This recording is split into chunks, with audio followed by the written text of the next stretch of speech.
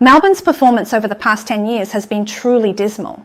In a market like this, avoiding low return or even loss-making properties is absolutely crucial.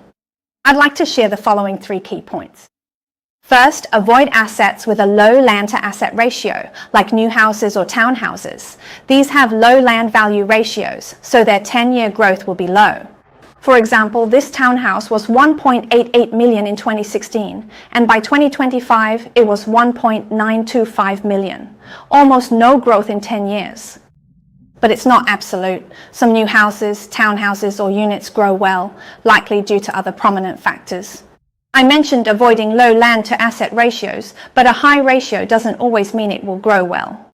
Take 21 Bronte Avenue, Burwood. It was 1.6 million in 2016, and by 2025 it was 1.63 million. No growth in 10 years.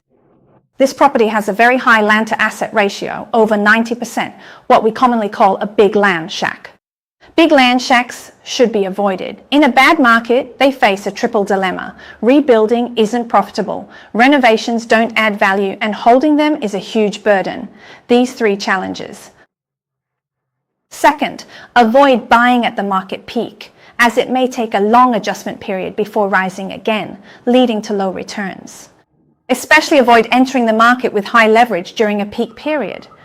If you're forced to sell due to repayment pressure, you won't just miss out on profits, you'll lose a lot of money. For instance, 19 Bronte Avenue, Burwood sold for 1.57 million in 2017 and for 1.34 million in 2025. So how do we judge that 2017 was the market peak? We see it was 892,000 in 2014, and by 2017, it was 1.57 million. It rose 76% in just 3 years. This unusually high growth wasn't isolated. It was everywhere in the Burwood market then, signaling a market peak. Third, avoid properties with major flaws. Main roads, high voltage lines, public housing, government land acquisition, and various bad overlays, like public acquisition or specific control overlays. There are also soft flaws, like poor appearance, low ceilings, bad light, poor layout, steep slopes, or protected trees. These also hinder appreciation.